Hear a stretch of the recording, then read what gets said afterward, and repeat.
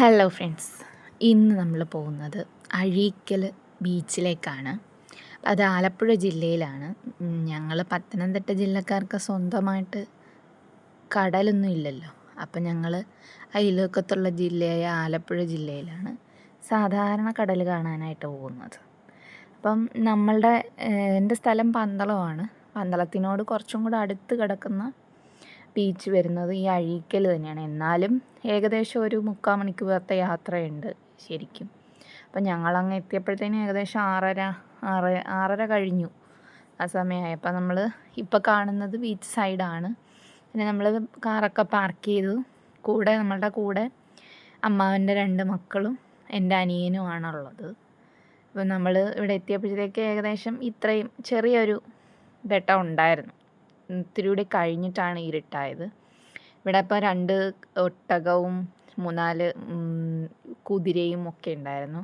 അതുപോലെ നിറയെ പട്ടങ്ങൾ കുട്ടികളിങ്ങനെ അവിടെ പറത്തുന്നുണ്ടായിരുന്നു. നല്ല രസമായിരുന്നു.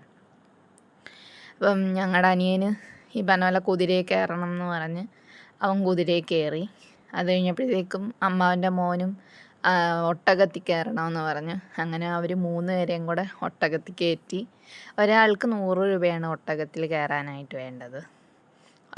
കുതിരയിലും 100 രൂപയാണ്. ഒട്ടകത്തിൽ 3 പേരെ ഒരേ സമയം കയറ്റും. 3-ൽ കൂടുതൽ പേരെ കയറ്റില്ല. അപ്പോൾ നല്ല പിള്ളേർക്ക് ഭയങ്കര ഇഷ്ടമായി. ഈ പറഞ്ഞ പോലെ ആനപ്പുറത്തിരിക്കുന്ന പോലെ ഉണ്ട് എന്നൊക്കെ പറയുന്നുണ്ടായിരുന്നു അതിൻ്റെ ഇടയ്ക്ക്. അങ്ങനെ ഒട്ടക സവാരിയൊക്കെ നടത്തി. അതിന് ശേഷം ഞങ്ങൾ പോയി ഒന്ന് കറങ്ങി. ആദ്യം അവിടെ ഒന്ന് നടന്ന് നോക്കാമെന്ന് പറഞ്ഞ് അങ്ങനെ ഞങ്ങൾ കുറച്ച് സ്പ്രിങ് പൊട്ടാറ്റോ വാങ്ങി. പിന്നെ കോളിഫ്ലവർ പൊരിച്ചത് വാങ്ങി. പാനിപൂരി വാങ്ങി. പിന്നെ അങ്ങനെ നമ്മൾ അവിടെ നിന്ന് കുറച്ച് ഫുഡൊക്കെ വാങ്ങി. അതൊക്കെ കഴിച്ചു. എല്ലാം നല്ലതായിരുന്നു. ബേൽപൂരിയും വാങ്ങി. ഇതാണ് കടല വേവിച്ചത്. അങ്ങനെ പിന്നെ കുറേ ഫോട്ടോസൊക്കെ എടുത്തു. പിന്നെ നേരെ കടലിലിറങ്ങി.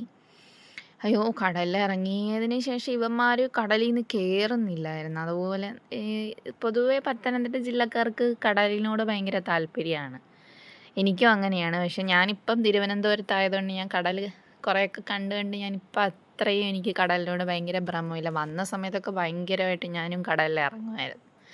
അങ്ങനെ അവസാനം ആദ്യം അവന്മാർ നിന്നു, പിന്നെ ഇരുന്നു, ഇപ്പം കിടന്നു.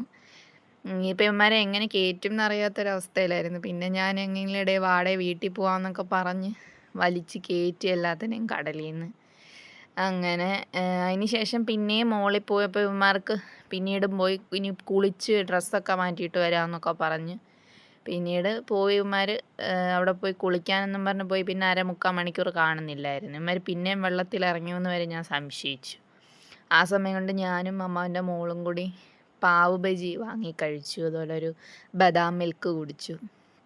ഞങ്ങൾ കുറേ നേരം അവിടെ വെയിറ്റ് ചെയ്തിട്ട് ഇവരെ കാണുന്നില്ല. പിന്നെ അത് കഴിഞ്ഞപ്പോഴത്തേനും ഇവർ വന്നു. അങ്ങനെ ഞങ്ങൾ തിരിച്ച് രാത്രി ഒരു 10 മണിയായി തിരിച്ച് വീടെത്തിയപ്പോഴത്തേക്കും. ഇതാണ് ഇന്നത്തെ വ്ളോഗ്. Thank you.